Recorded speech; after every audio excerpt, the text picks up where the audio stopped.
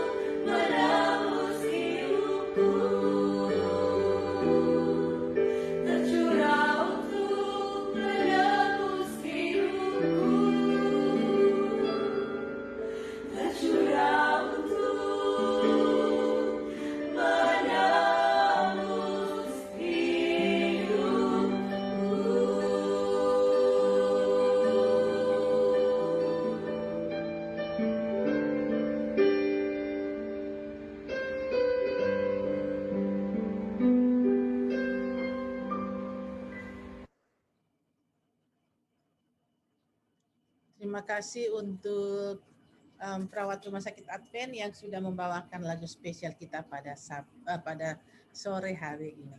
Kita akan buka di dalam doa. Saya mengundang Tante Eti Sumanti untuk pimpin kita di dalam doa. Eti. Mari kita sama-sama berdoa. Ya Tuhan Allah Bapa Semawi yang bertakhta dalam kerajaan sorga, Bapa yang penuh kasih, Bapa yang kami sembah siang dan malam, Terpujilah namamu Tuhan atas kasih setiamu yang selalu nyata dalam kehidupan kami.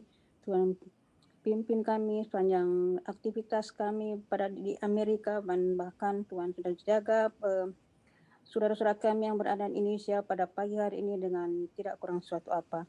Kami bersyukur, berterima kasih banyak Tuhan karena Tuhan memberikan kembali kesempatan, keinginan datang kepadamu untuk memuji, memuliakan nama Tuhan.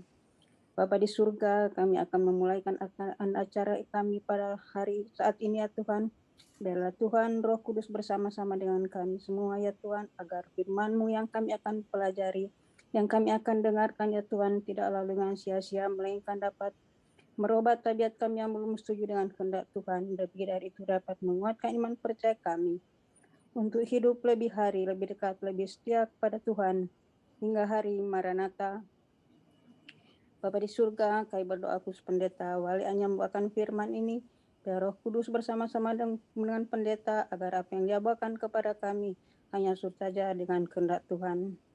Ya Tuhan, biar dengan kebenaran firman Tuhan kami selalu diberikan kuasa keberanian untuk memberikan kesaksian kepada siapa saja yang belum mengenal akan kebenaran Tuhan, dan banyak jiwa-jiwa diselamatkan di dalam kerajaan sorga. Kami juga bersyukur, berterima kasih banyak Tuhan karena kami bisa bertemu kembali dengan pendeta Kisah Mulia untuk bersama-sama mempelajari akan firman-Mu. Ya Tuhan, beserta dalam sepanjang acara ini Tuhan, bahkan kisah hidupan kami serahkan semua ke dalam tangan Tuhan. Kehendak Tuhan jadi bukan kehendak kami. Terima kasih Tuhan selalu mendengar, menjawab doa kami. Terima kasih Tuhan selalu mengampuni dosa kami. Dalam nama Yesus kami berucap syukur. Amin. Amin. Terima kasih Eti untuk doanya. Baiklah, untuk waktu dan kesempatan ini kita serahkan kepada Pendeta Robert Walean untuk membawakan firman Tuhan. Kami persilakan. Oke. Selamat pagi buat sahabat-sahabat yang ada di Indonesia, dan juga selamat sore sahabat-sahabat yang ada di Amerika. Bersyukur pada Tuhan kesempatan ini ada lagi untuk belajar sekolah sahabat, dan sekarang ini untuk hari Kamis, bagian untuk pelajaran hari Kamis tanggal 16.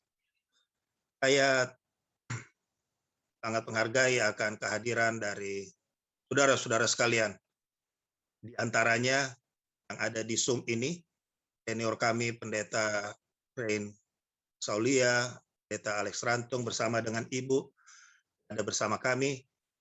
Ini merupakan sokongan buat kami dan sahabat-sahabat yang lain untuk juga boleh bersemangat menikmati kesempatan-kesempatan belajar firman Tuhan seperti ini. Jadi saya agak penasaran lihat-lihat ini account partisipan. Siapa ini? Cusius iPad.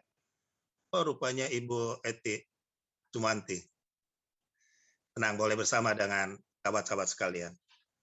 Baik, mari kita lihat pelajaran sekolah sahabat kita. Saya coba bagikan apa yang saya persiapkan ini.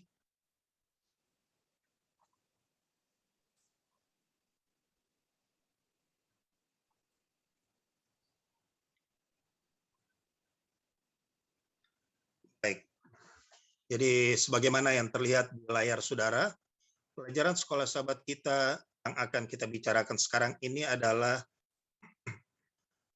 bagian hari Kamis tanggal 16 September. Untuk kami yang ada di Indonesia itu adalah pelajaran kemarin. Tapi untuk yang di Amerika ini pelajaran hari ini tanggal 16 September.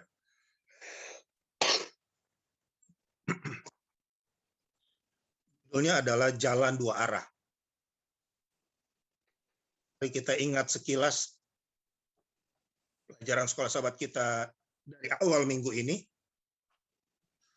yang berbicara mengenai Nineve adalah suatu kota yang penduduknya bukan penyembah Allah, tetapi juga adalah masyarakat yang kejam. Dan mereka kenal dengan kekejamannya. Kita sudah kita sudah pelajari di bagian awal pelajaran sekolah sahabat kita minggu ini bagaimana untuk menjangkau orang-orang di Nineve ini Tuhan menugaskan Yunus. Tapi respons dari Yunus adalah justru dia mengambil arah yang berbeda. Yang harusnya ke Niniwe, dia pergi ke Tarsis. Dan bermaksud pergi ke Tarsis maksudnya. Kemudian kita juga sudah singgung di pelajaran bagian-bagian awal dari pelajaran sekolah sahabat kita bahwa bagaimana Tuhan berperan kembali untuk memanggil, untuk menggunakan Yunus demi kepentingan orang Niniwe. Sampai ada angin ribut, sampai ia masuk ke dalam air, sampai ia masuk ke dalam perut ikan. Dalam perut ikan, temannya kembali dibakar kembali, disemangati kembali. Dan dia berdoa. Kita sudah pelajari mengenai doanya di waktu yang lalu. Kemudian kita sudah lihat dia dimuntahkan di pantai, dan dia masuk ke dalam kota Niniwe. Sehari seperjalanan jauhnya, dia mengadakan penginjilan di sana. Injilannya adalah penginjilan yang straight to the point, yang clear, mengenai pertobatan. Akibat atau hasil dari usaha penginjilannya ini, masyarakat di Niniwe bertobat. Tapi dampak dari pertobatan masyarakat Niniwe ini justru direspons dengan aneh oleh Yunus. Dia justru tidak senang. Dia justru membuat tempat di luar kota lalu mau melihat dari jauh bagaimana Tuhan menghancurkan kota ini. Dan kita sudah lihat juga kemarin bagaimana Tuhan berusaha kembali membuat usaha lagi pada Yunus. Untuk menjangkau Yunus. Sekarang lebih kentara bagaimana cara Tuhan menjangkau cara berpikir Yunus. Yang mana tadinya Yunus itu hanya berpikir mengenai dirinya. Saya kan orang Israel. Sekarang Tuhan mau Yunus berubah cara berpikirnya, melihat bukan hanya melihat dirinya yang adalah orang Israel, tetapi juga melihat orang lain yang bukan Israel. Yang mana kepada mereka yang bukan Israel ini, Tuhan juga akan mati untuk mereka. Tuhan juga akan menyelamatkan mereka. Ini tidak mudah untuk diterima oleh Yunus. Sehingga kita lihat prosesnya kemarin. Sekarang ini kita akan masuk pada suatu judul kecil yang saya sebut tadi, Jalan Dua Arah. Dalam pelajaran sekolah sahabat kita di tanggal 16 September ini ada dituliskan seperti ini. Telah mengejar seorang nabi yang berkeberatan karena dia tahu bahwa Yunus membutuhkan perjalanan misionaris ke Niniwe. Sebagaimana yang diperlukan orang-orang Niniwe untuk mendengarkan pesan misionaris. Hal yang sama. Jadi sebagaimana orang-orang Niniwe perlu mendapatkan penginjilan, hal yang sama juga si pembawa berita ini, si penginjil ini, Yunus, perlu juga untuk mendapatkan kabaran. Dua-duanya di mata Tuhan sama membutuhkan sentuhan, tuntunan firman Tuhan.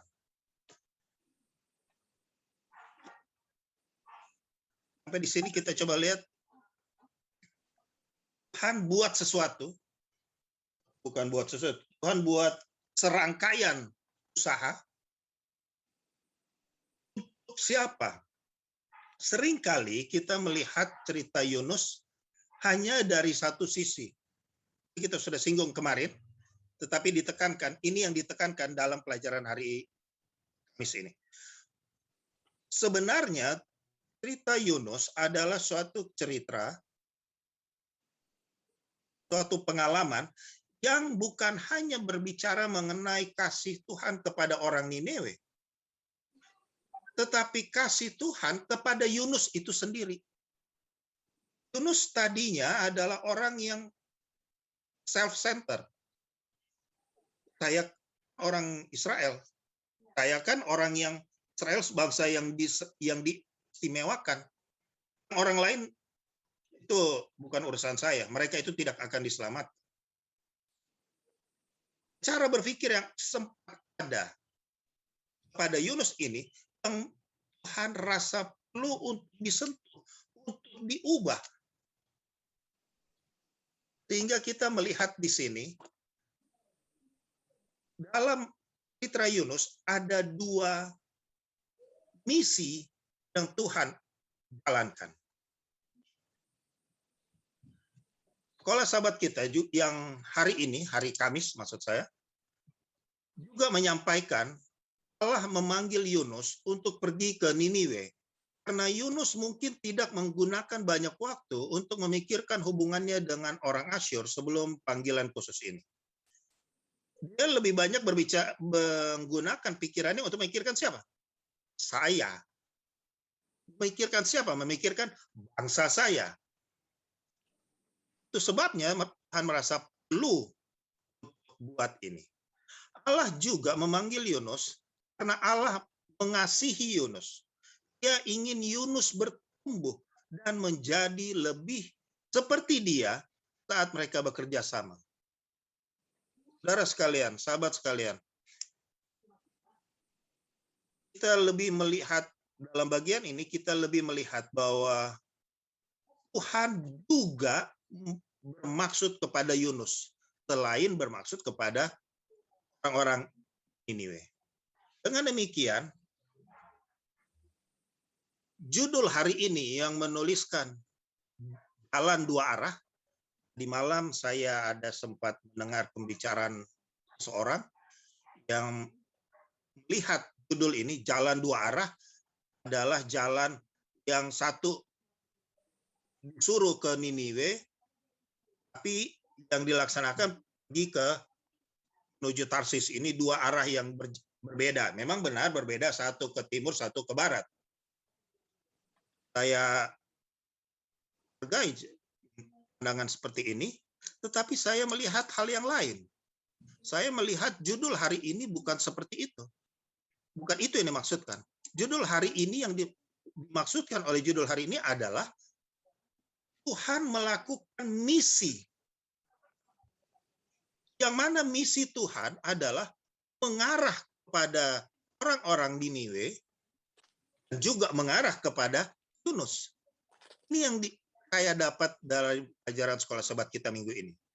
Misi Tuhan, maksud Tuhan, kehendak Tuhan, rencana Tuhan, pengorbanan Tuhan diarahkan kepada mereka, tapi juga kepada kita. Ya, kepada mereka yang oleh sejarah disebutkan menyebutkan orang-orang Asyur, orang-orang Niniwe ini adalah kejam. Juga kepada kita, bisa saja kepada kita yang merasa bahwa kita ini adalah hanya kita ini yang mau diselamatkan. Karena kita ini adalah umat istimewa. Ya, benar, tetapi cara berpikir yang hanya kan bikin kita istimewa supaya kita jadi pekabar kepada orang lain. Cara berpikir yang ini, seperti inilah, yang 2 arah inilah yang menjadi judul pelajaran sekolah sahabat kita hari ini. Satu mengarah untuk menjangkau orang Niniwe, yang satu mengarah untuk menjangkau Yunus. Setelah kita melihat, rupanya ini yang dimaksud dengan judul hari ini. Sekali lagi, usaha penginjilan Tuhan kepada Niniwe dan juga kepada Yunus. Ini kalau saudara lihat berarti hal apa yang digarisbawahi di sini? Kalau Tuhan bukan hanya menginjili Niniwe, tapi Tuhan juga menjangkau Yunus. Kalau sebaliknya, kalau bukan hanya Yunus dan Israel yang Tuhan mau selamatkan, Tuhan juga mau selamatkan Niniwe. Artinya apa yang mau digarisbawahi di sini? Saya melihat yang mau digarisbawahi di sini adalah Allah yang Maha Kasih. Kita menyembah Allah yang Maha Kasih. Yunus menyembah Allah yang Maha Kasih. Kasih Allah tidak terbatas hanya kepada orang Israel. Kasih Allah tidak hanya terbatas kepada orang A, orang B, orang C. Kasih Allah terus sampai menjangkau orang-orang yang mungkin tidak dalam pikiran kita sekalipun. Ini yang mau disampaikan oleh penulis Sekolah Sabat kita pada hari ini. Yaitu dia mengangkat tinggi di sini melalui misi Tuhan kepada dua arah ini, orang Niniwe dan Yunus, bahwa Allah adalah Allah yang Maha Kasih. Luar biasa kasih Tuhan.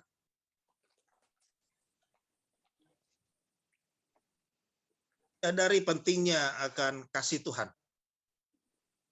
Penting untuk masa lalu, untuk orang Niniwe, itu penting juga bagi kita sekarang. Kasih Tuhan. Karena kita tahu kita tidak bisa selamat tanpa kasih Tuhan. Kita hanya selamat karena pemberian Tuhan. Karena anugerah Tuhan. Jadi sangat penting untuk kita boleh memastikan diri kita tetap ada di dalam kasih Tuhan. Kan kita yang mengeluarkan diri dari kasih Tuhan. Dalam Yudas Fatsal, Yudas ini cuma satu Fatsal. Yudas ayat 21 dikatakan, peliharalah dirimu demikian. Peliharalah dirimu dengan cara tertentu, sedemikian rupa. Jadi bukan pelihara asal-asal, tapi peliharalah dengan sedemikian rupa. Dengan suatu cara tertentu, agar kita boleh pasti kita ini di dalam kasih Allah, sambil menantikan rahmat kita, Yesus Kristus, untuk hidup yang kekal. Bicara mengenai menantikan rahmat Tuhan, menantikan akan anugerah Tuhan, Yesus Kristus, untuk hidup yang kekal, berbicara mengenai kedatangan Tuhan, berbicara mengenai Maranatha, itu adalah warna dari gereja kita. Gereja Masehi Advent hari ke-7. Jadi kita juga diingatkan melalui ayat ini, Yudas ayat 21, sementara kita menghidupkan warna gereja kita yang menunggu kedatangan Tuhan, jangan lupa, kita mesti memelihara agar diri kita ini di dalam kasih Allah.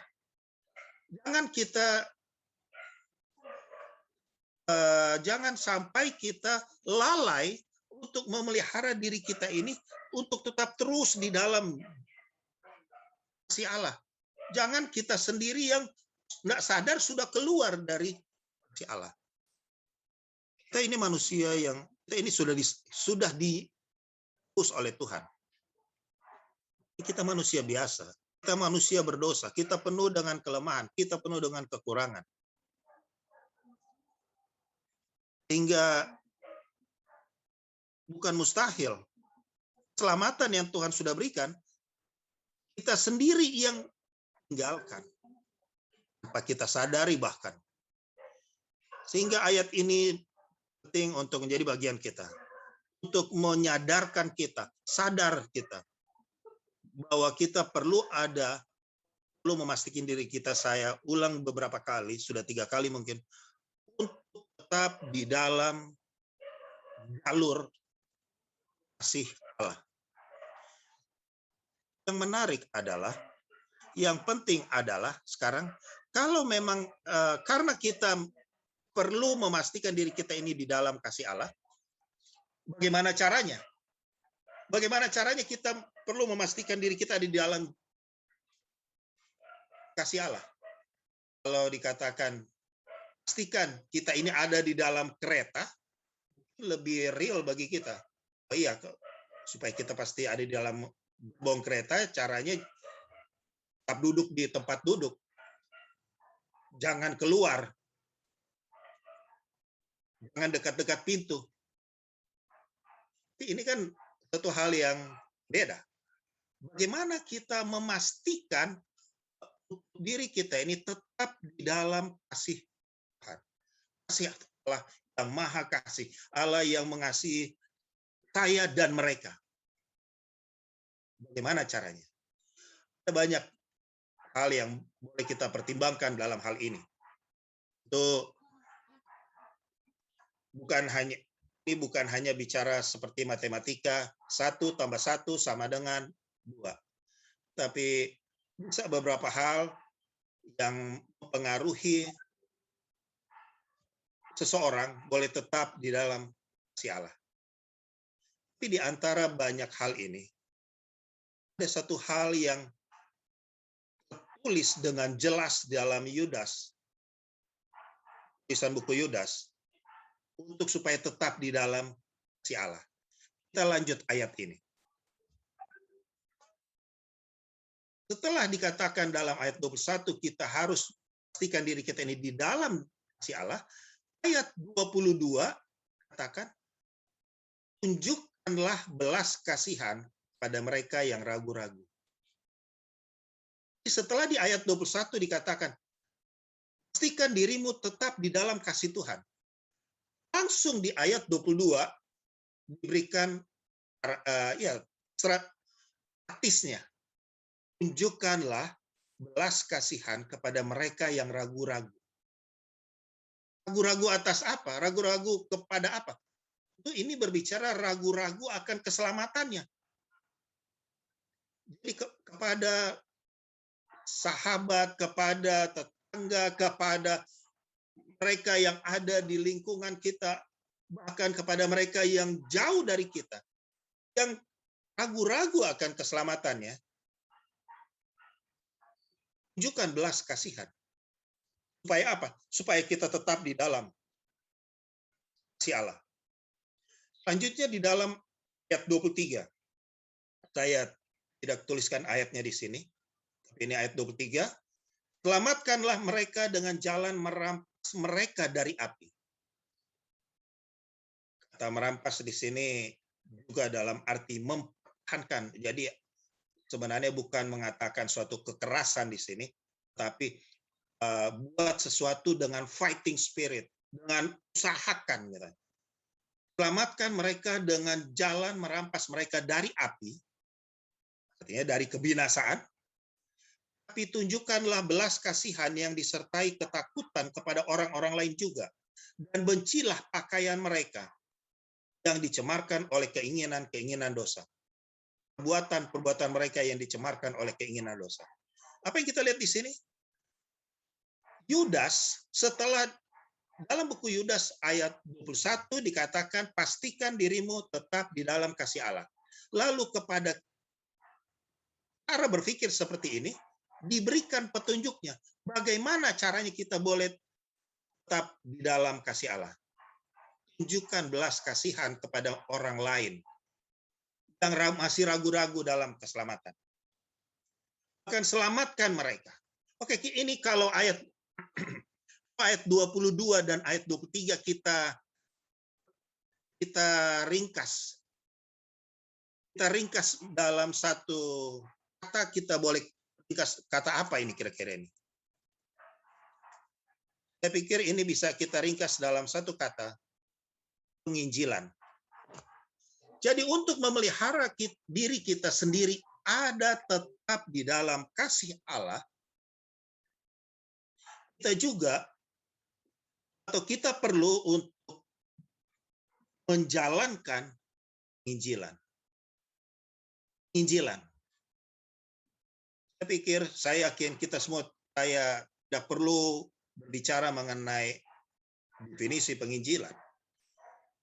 Saya tidak perlu berbicara panjang mengenai pengertian penginjilan. Karena sebagai anggota gereja Masehi Advent hari ke-7, kita sudah terbiasa dengan gereja yang, saya boleh katakan, militan dalam penginjilan. Belum selesai Belum pembubaran panitia KKR yang satu, sudah buat lagi bentukan panitia KKR selanjutnya. Itulah gereja kita. Gereja kita adalah gereja yang menginjil. Mengenai hal ini, kalau sahabat kita ada untuk hari ini ada tuliskan salah satu cara pasti. Tulis kalau sahabat katakan cara pasti. Ada beberapa cara, tapi salah satu cara yang pasti untuk pelihara dirimu demikian dalam kasih Allah adalah dengan menjangkau orang lain. Adalah dengan penginjilan. Cukup jelas di sini mengenai cara untuk memastikan diri kita di dalam kasih Allah. Kenapa penginjilan yang menjadi salah satu cara? Kenapa penginjilan menjadi cara pasti ini? Karena penginjilan adalah cara Tuhan untuk membuat kita memandang penting orang lain. Kalau kita merasa mereka ini tidak penting, buat apa repot-repot kita mengadakan penginjilan? Tapi karena kita merasa penting orang ini, maka kita buat penginjilan di sini. Jadi dengan mengadakan penginjilan, kita dilatih, diasah akan rasa atau memandang orang lain itu penting. Dipertebal selalu akan kasih itu kepada orang lain. Seperti Tuhan sendiri mengasihi mereka. Yunus diperkenalkan, dipertebal, dirubah cara berpikirnya dan dipertebal rasa mengasihi orang lain sampai rasa mengasihi orang Niniwe dalam kurung yang tidak menyembah Tuhan tadinya, dalam kurung yang kejam, dengan cara penginjilan.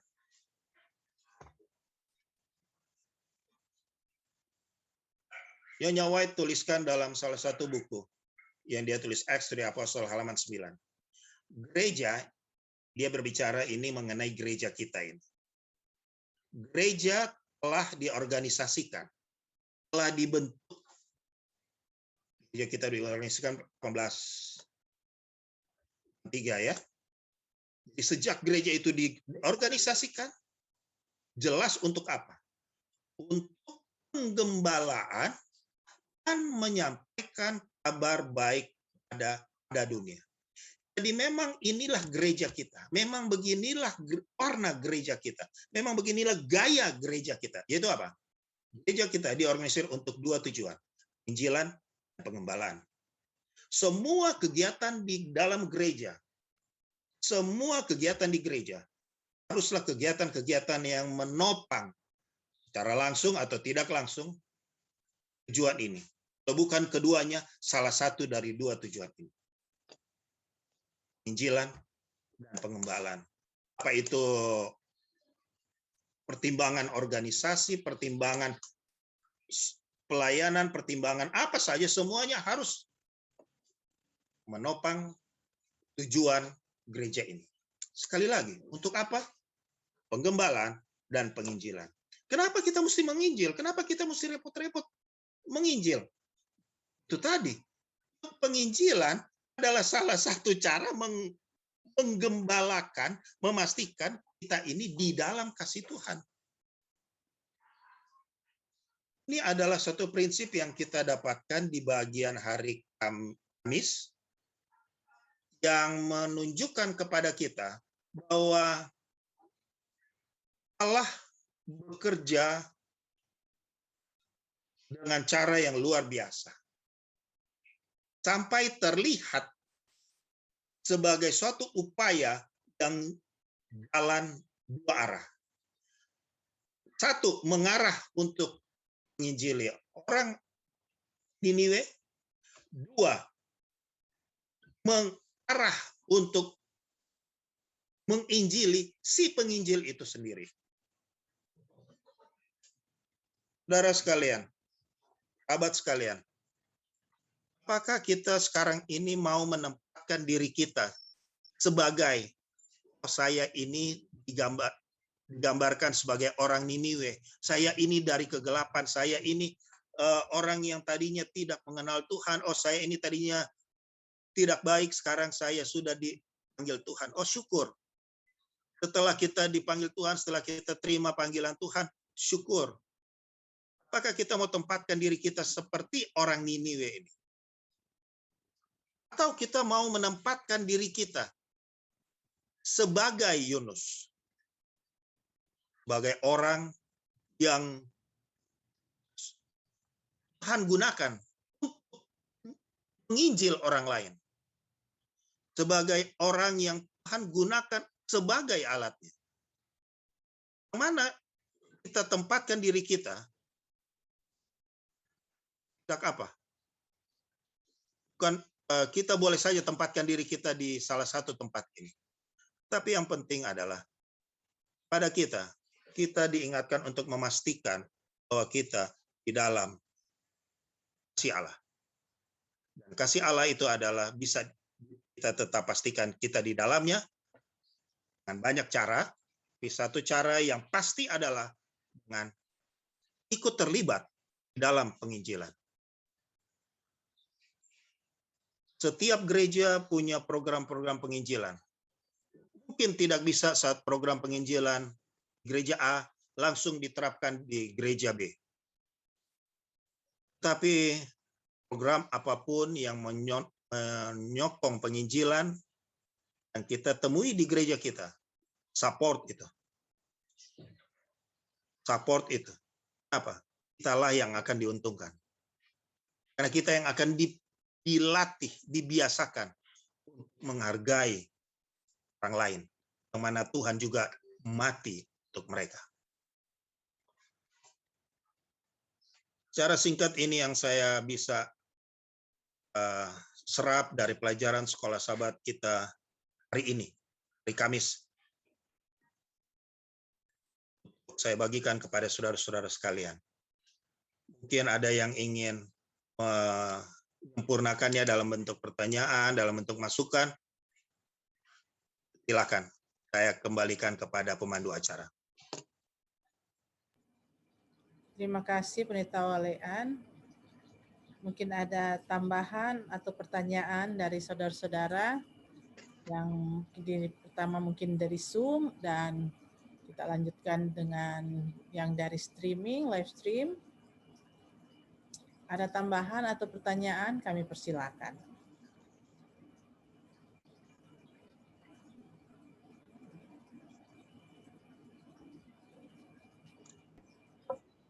Pendeta, ada pertanyaan, Pendeta. Contoh terlibat dalam penginjilan itu seperti apa? Karena kesannya kalau misalnya dibilang penginjilan itu langsung kayak berkhotbah atau bagi-bagi traktat door to door gitu.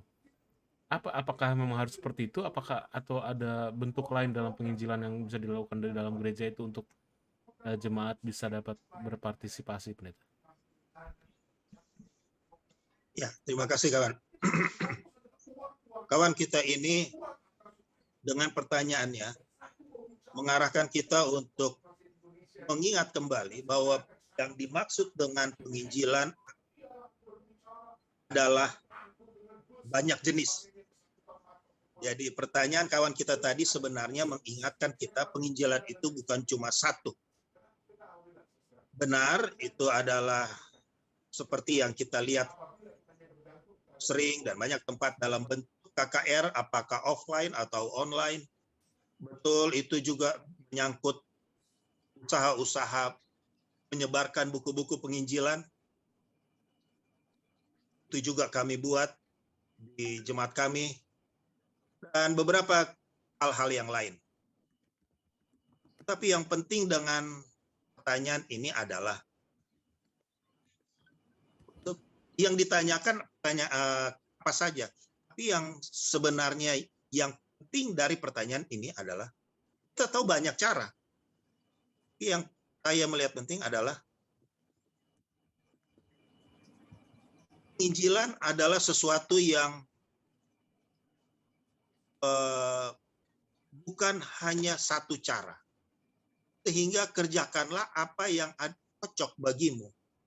Mungkin yang satu cocok dalam menyampaikan buku penginjilan, yang satu cocok dengan yang lain, yang satu cocok dalam menunjang khotbah dalam menyampaikan firman-Nya dengan talenta menyanyi lebih dahulu. Atau apapun, itu akan berkontribusi. Jadi seperti saya katakan tadi, semua kegiatan di gereja haruslah menyokong kegiatan tujuan gereja, yaitu pembalan dan penginjilan. Kalau ketidakduanya ya salah satu di antaranya. Semua, saya tidak suka kalimat-kalimat yang kadang saya dengar. Ini ada program baru, ini program yang bagus, ini program yang saudara perhatikan, ini sudah tinggalkan yang lama. Saya tidak sependapat untuk ngajak anggota jemaat hanya ini yang bagus, hanya ini. Itu bisa beda-beda. Ada yang jemaat yang cocok dengan cara A, yang jemaat lain cocok dengan cara B.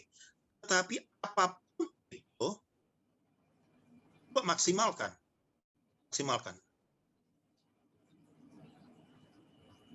Saya pikir itulah yang saya bisa sampaikan mengenai ini. Kita tidak perlu fanatik kepada harus gaya ini.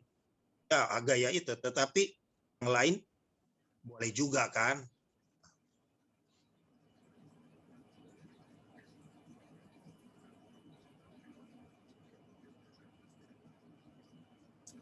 Terima kasih. Mungkin masih ada lagi tambahan mungkin dari Pendeta Rantung. Ada yang dari Zoom, live stream, Dek? Nggak ada tambahan dari live stream, Kak. Kalau sudah tidak ada tambahan lagi, kita akan masuk dalam doa dan kesaksian. Jika ada hal-hal yang kita akan doakan bersama, kami persilakan. Mungkin yang dari Zoom.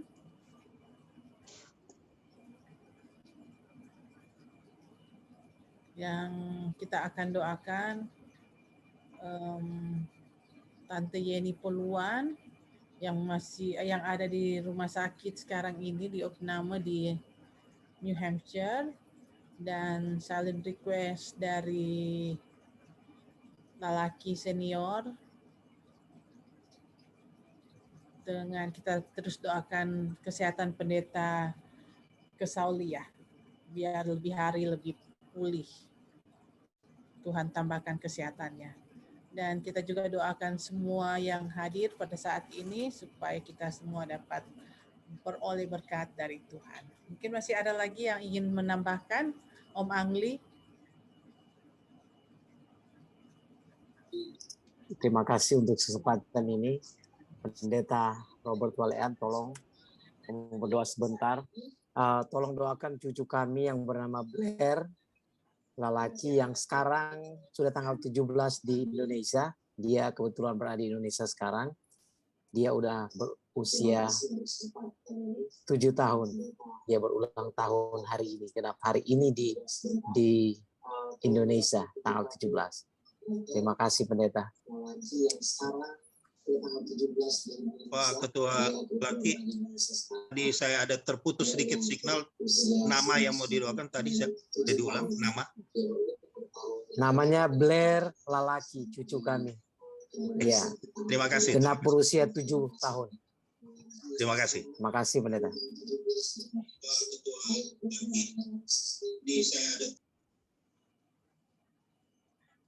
Ada lagi? Mungkin juga kita doakan Aiden Tirok. Dia juga berulang tahun sama-sama dengan Blair. Ada lagi deh tambahan dari live stream?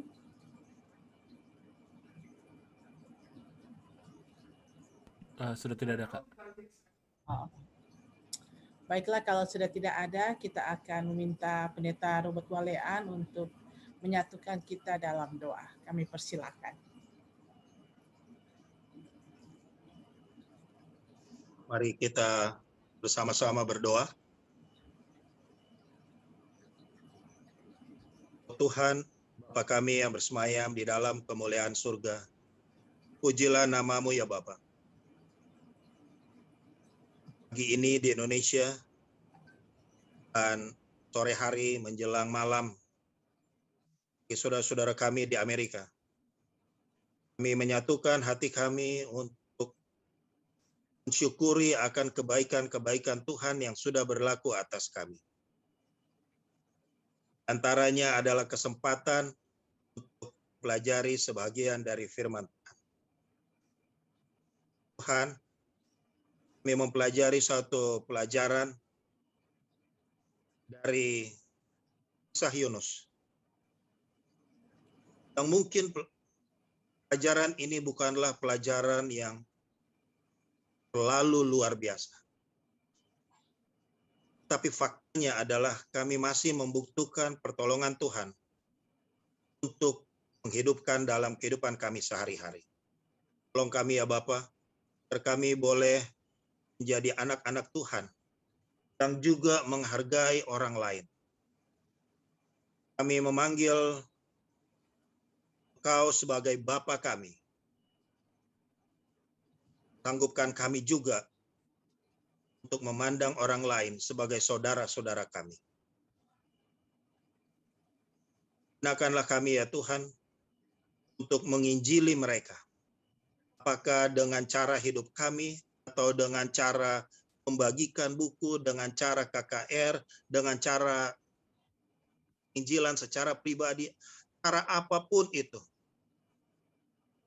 Biarlah Tuhan berkati. Gunakan semua talenta, sumber daya yang ada, agar kami juga boleh terlibat dalam penginjilan. Mungkin tidak semua kami terlatih untuk semua tugas penginjilan. Tapi hamba tahu, Tuhan memiliki tugas-tugas tertentu bagi kami untuk menopang penginjilan. Jadikanlah jemaat ini, jemaat Fisdak di New Jersey, sebagai satu jemaat yang juga selalu berdaya guna dalam usaha penginjilan. Apakah penginjilan yang mereka kerjakan di sekitar mereka, atau penginjilan yang mereka kerjakan di tempat yang jauh dari tempat mereka.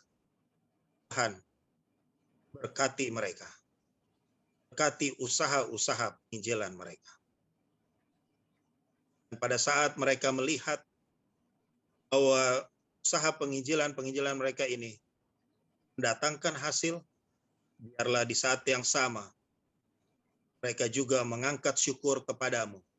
Karena Tuhan melatih mereka sebagaimana melatih kami di tempat yang berbeda untuk selalu ada di dalam kasih Tuhan. Pada dalam kerajaan surga, hamba mendengar tadi bagaimana ada permintaan. Kiranya Tuhan boleh terus berperan dalam penyempurnaan kesehatan Tante Yeni Poluan di New Hampshire. Hal yang sama kiranya Tuhan terus berperan dalam penyempurnaan kesehatan Pendeta Rain Kesaulia. Tuhan, gunakanlah semua usaha, gunakanlah semua alat, gunakanlah semua kemampuan yang ada di sekitar mereka untuk menjadi alat Tuhan. Percepat proses kekuatan mereka, proses kesembuhan mereka. Dan mereka boleh dengan leluasa kembali menjalankan rencana Tuhan atas kehidupan mereka. Kembali menjalankan suatu kehidupan yang menjadi contoh bagi kami yang lainnya.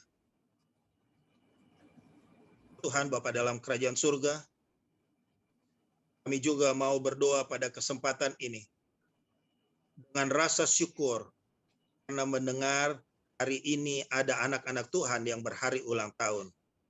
Adik Blair, laki. Juga hari ini adalah hari ulang tahun dari Eden Rock.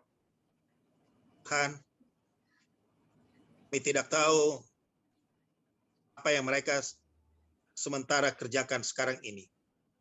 Tepatnya mereka ada di mana kami tidak tahu Tuhan.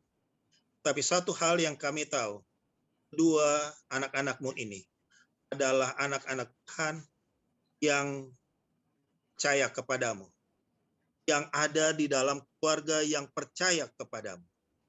Biarlah Tuhan perhitungkan kepercayaan mereka kepadamu. Dan Tuhan teruskan perlindungan Tuhan atas mereka. Dan teruskan berkat Tuhan atas mereka. Sehingga mereka boleh menapaki kehidupan mereka untuk tetap siap berdiri tegak pada waktu soalan datang apapun itu. Lebih pada waktu hari Maranatha itu tiba. Tuhan, begitu jelas bagaimana keluarga-keluarga yang di Amerika ini begitu perhatikan keluarga-keluarga yang jauh. Biarlah Tuhan tetap satukan keluarga-keluarga, antaranya keluarga lelaki ini, keluarga Tirok ini, dan keluarga-keluarga lain, terutama keluarga-keluarga yang ada di Jemaat Fisdak. Setiap kali mereka datang kepadamu, setiap kali Tuhan melihat mereka datang mendekatkan diri kepadamu, biarlah Tuhan dekatkan juga hubungan mereka satu dengan yang lain. Kami memohon pada kesempatan ini, kiranya Tuhan juga mendengarkan permohonan-permohonan yang tidak diucapkan,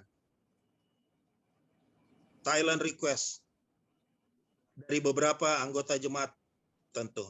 Antaranya silent request dari bapak lelaki. Tuhan, dengarkanlah kebutuhan mereka. Tunjukkanlah cara Tuhan yang terbaik. Tunjukkanlah jadwal Tuhan yang terbaik. Sehingga mereka tetap memiliki keyakinan yang penuh bahwa Tuhan tidak tinggalkan mereka. Dan Tuhan sementara berproses menolong mereka. Pada dalam kerajaan surga, mata pencaharian setiap anggota jemaat, kiranya Tuhan juga bukakan jalan. Ya, sekarang ini kami tahu mereka hidup dengan baik. Tapi kami percaya Tuhan masih ingin menambah akan nilai kehidupan mereka. Ya Tuhan, tunjukkan cara Tuhan. Ya Tuhan, tunjukkan akan maksud-maksud Tuhan dalam berbagai kesempatan yang Tuhan akan bukakan. Mereka akan melihat senangnya, puasnya jadi anak-anak Tuhan yang percaya sungguh kepadamu, yang hanya bergantung kepadamu saja. Bapa dalam kerajaan surga, pada kesempatan ini kami juga mau berharap kepada Tuhan. Kiranya Tuhan boleh teruskan tuntunan Tuhan pada tua-tua jemaat Fisdak. Pada hamba Tuhan, Pendeta Dr. Stephen Rantum, yang menggembalakan jemaat ini. Satukanlah jemaat ini Tuhan, dalam suatu kebersamaan kekeluargaan. Satukan mereka Tuhan di dalam usaha-usaha penggembalaan. Satukan mereka dalam usaha-usaha penginjilan. Dan satukan mereka di dalam suatu semangat menunggu kedatangan Tuhan yang kami percaya tidak lama lagi. Antara rekan-rekan, sahabat-sahabat yang memberikan perhatian dalam pertemuan belajar Alkitab ini. Kami begitu menghargai akan kehadiran dari Pendeta Kosaulia, Pendeta Lex Rantung bersama dengan Ibu.